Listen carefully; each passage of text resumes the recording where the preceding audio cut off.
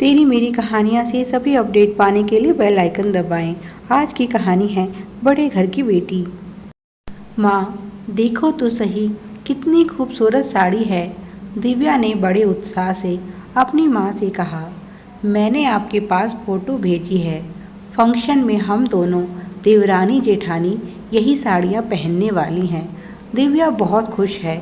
उसकी जेठानी का कुआं पूजन का फंक्शन है और जेठानी की माँ ने दिव्या और संगीता के लिए बिल्कुल एक जैसी साड़ियाँ भेजी हैं। पर जैसा कि दिव्या की माँ का स्वभाव था, वह कभी भी दूसरे की किसी चीज़ की बड़ाई नहीं कर सकती थी। उन्होंने मुंह बनाते हुए कहा, इस साड़ी में क्या खास बात है? यह तो बहुत ही मामूली सी साड़ी है।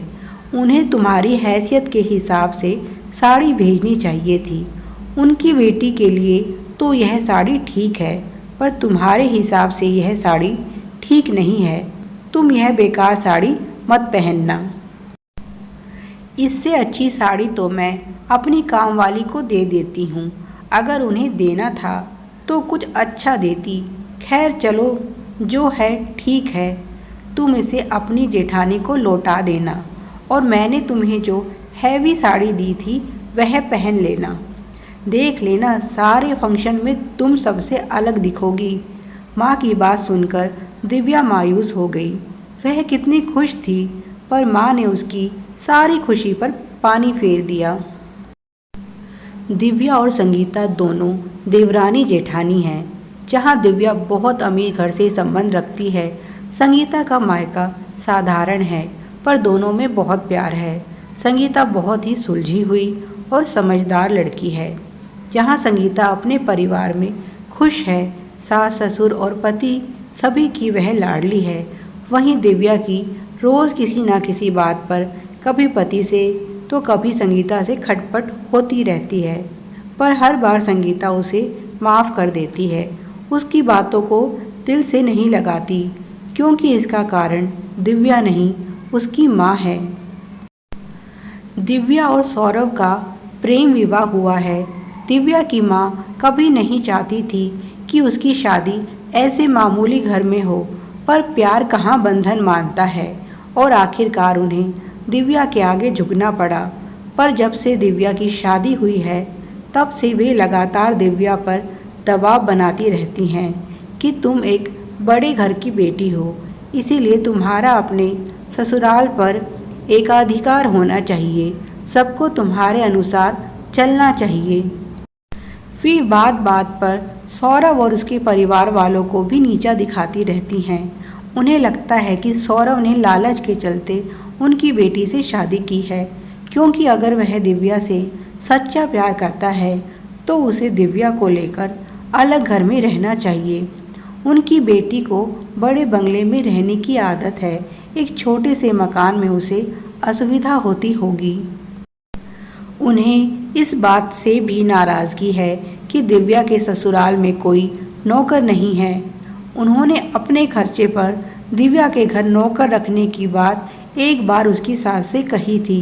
तब उन्होंने साफ साफ शब्दों में मना कर दिया था कि बहन जी, अब दिव्या आपकी बेटी नहीं, हमारी बहू है और उसकी सुख सुविधा का ध्यान रखना हमारी जिम्मेदारी है। आप नाहक परेशान मत होइए। तब उन्होंने दिव्या को बहुत सुनाया था और इसी कारण दिव्या और सौरभ में बहुत झगड़ा हुआ था। दिव्या के अनुसार उसकी माँ ठीक कह रही थी। जब वह अपने खर्चे पर नौकर रख रही है तो आपके परिवार को क्या आपत्ति है? तब दिव्या की सास ने उसे समझाया था, बेटी मैं समझती हूँ, तुम्हें घर गृहस्थी की कोई समझ नहीं है, तुम नौकरों में पली बड़ी हो, पर हम बहुत ही साधारण इंसान हैं। हमारे यहाँ घर की बहू बेटियाँ ही घर संभालती हैं, नौकरों के भरोसे घर नहीं चलते। तुम अभी नई हो, धीरे धीरे सब सीख जाओगी। जब तुम्हें यह सब करना आ जाए तब तुम चाहो तो नौकर रख सकती हो, पर अभी नहीं। अभी तुम्हें बहुत कुछ सीखना है। और वैसे भी मैं नहीं कह रही कि तुम आते ही सब काम करने लग जाओ।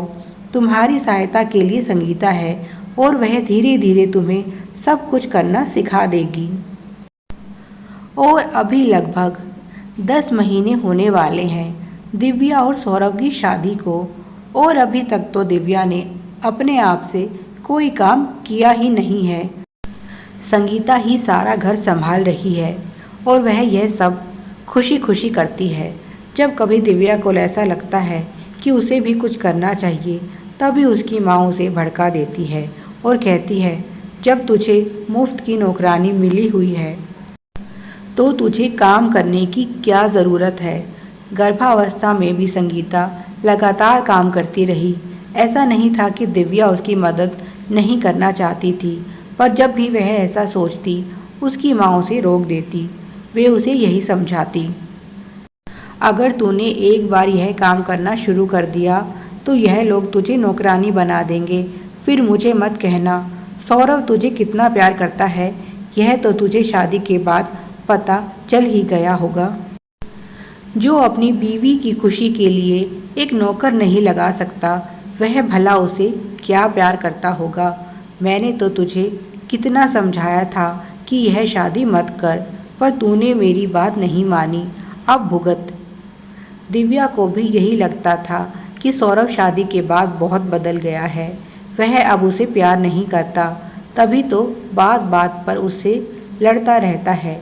पहले जहाँ दिव्या की तारीफ़ें करता नहीं थकता था, अब उसे दिव्या में सिर्फ कमियां ही कमियां दिखाई देती हैं।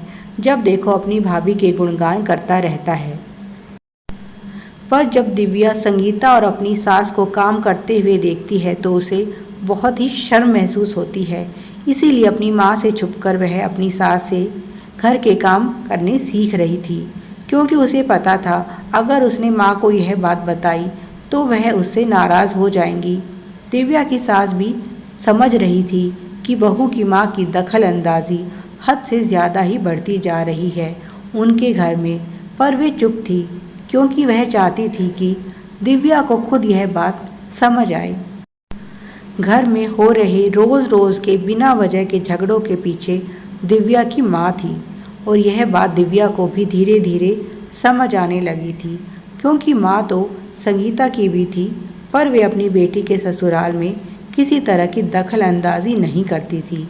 जेठानी की तो अरेंज मैरिज हुई थी, फिर भी कभी भी पति पत्नी में कोई झगड़ा नहीं होता था, और दिव्या की लव मैरिज होने के बाद भी उसमें और सौरभ में हर रोज़ ही किसी न किसी बात पर तू मैं हो जाती थी, और वजह हमेशा होती थी दिव्या की माँ।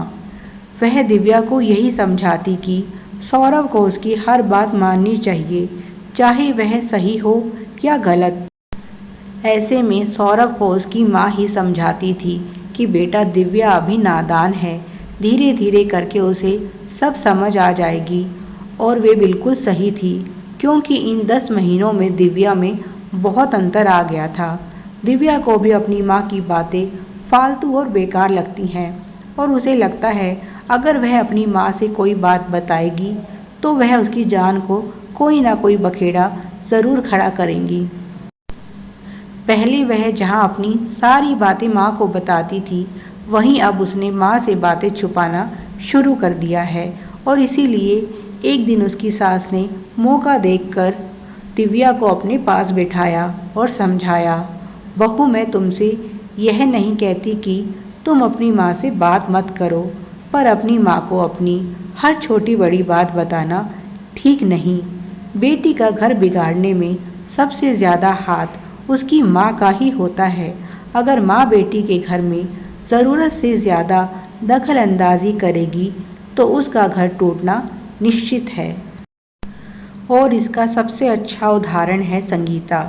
तुम अपनी जेठानी को देखो और उससे सीखो कि मायके और ससुराल में किस तरह से तालमेल बिठाया जाता है, और अपनी माँ से भी कहो कि वे थोड़ा तुम पर विश्वास करना सीखे। अब तुम बड़ी हो गई हो, तुम छोटी बच्ची नहीं हो जो तुम उनकी उंगली पकड़कर ही चलती रहोगी। अब तुम्हें अपने फैसले खुद करने होंगे। उनकी बेवजह की दखल अंदाजी के कारण ही तुम्हारा और सौरभ का रिश्ता भी खराब होता जा रहा है, यह तो तुम खुद ही देख लो।